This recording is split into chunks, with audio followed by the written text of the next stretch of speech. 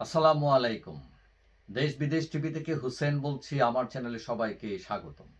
আপনারা সবাই জানেন শেখ হাসিনা এখন ভারতে আছেন এবং তিনি ওইখান থেকে দলের বিভিন্ন অ্যাক্টিভিটিসে অনলাইনে সংযুক্ত হচ্ছেন এবং গতকাল বুধবার ছাত্রলীগের উদ্দেশ্যে তার যখন বক্তৃতা দেবার কথা, ঠিক একই সময় ঘোষণা দিয়ে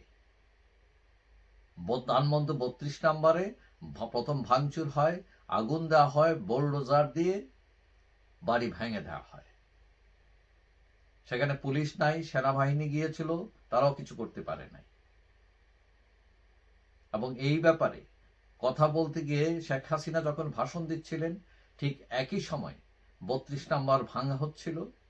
এবং ৩২ নম্বর হচ্ছে শেখ হাসিনা তার পরিবারের অনেক স্মৃতি বিজড়িত, স্বাধীনতার স্মৃতি বিজড়িত এই বাড়িটি।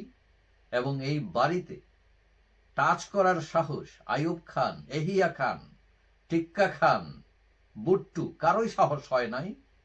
কিন্তু গতকাল দেখা গেল বৈষম্য বিরোধী ছাত্র আন্দোলনের ডাকে কিছু লোক সেখানে গিয়ে আগুন দেয়, ভাঙচুর করে, বোলডোজার এনে বাড়ি গুড়িয়ে দেওয়া হয় এবং সেখানে সরকার নীরব ছিল। এবং এই ঘটনায় বক্তৃতার মধ্যখানে তিনি যখন শুনতে পারলেন তার বাড়ি ভাঙা হচ্ছে, তার গলা ধরে আসে, তিনি আবেগতাড়িত হয়ে যান, কেঁদে ফেলেন এবং তিনি বলেন যে এই বাড়ি গুড়িয়ে দেওয়া মানে এই না যে স্বাধীনতার ইতিহাস গুড়িয়ে দিতে পারবে তারা। এখন বৈষম্য বিরোধীদের দাবি হচ্ছে হাসিনা ভারতে বসে কেন উস্কানি দেন, তিনি কেন ক্ষমা চান না। এখন এই যে একটা পরিস্থিতি তৈরি হলো, এই বাড়িটা পুড়িয়ে দিয়ে লাভ কার হলো? কে জয়ী হলো? এখানে কি মুক্তিযুদ্ধ জয়ী হলো না পরাজিত হলো? এইভাবে কি মুক্তিযুদ্ধের ইতিহাস মুছে ফেলা হবে?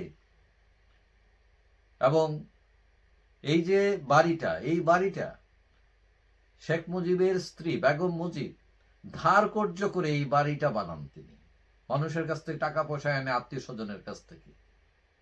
এবং তিনি যখন রাষ্ট্রীয় ক্ষমতায় ছিলেন শেখ মুজিবুর রহমান, তিনি কিন্তু চাইলে রাষ্ট্রীয় প্রসাদে থাকতে পারতেন, কিন্তু তিনি থাকেননি। তিনি নিজের এই ছোট্ট বাড়িটাতেই থাকতেন। এবং শেখ হাসিনা ও রেহানার স্মৃতি বিজড়িত এই বাড়ি খুবই আবেগময়। একসাথে তারা বাবা মা ভাই বোন থাকতেন মিলেমিশে।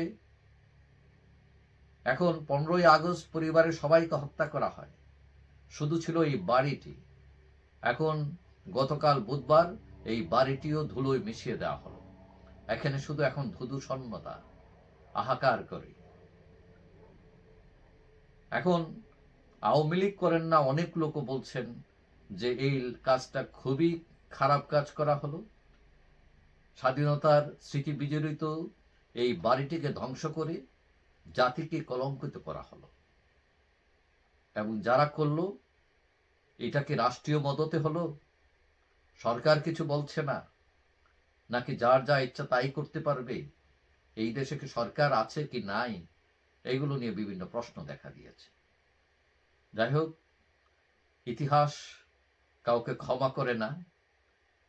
এই যে বাড়িটা ভেঙে ফেলা হলো, স্বাধীনতার স্মৃতি বিজড়িত বাড়ি, কারা ভাঙলো, কেন ভাঙলো, এই দায়ভার হয়তো তাদের একদিন নিতে হবে। যাই হোক, সবাই ভালো থাকবেন। আশা করি দেখা হবে অন্য কোনো ভিডিওতে, ইনশাআল্লাহ। আল্লাহ হাফেজ।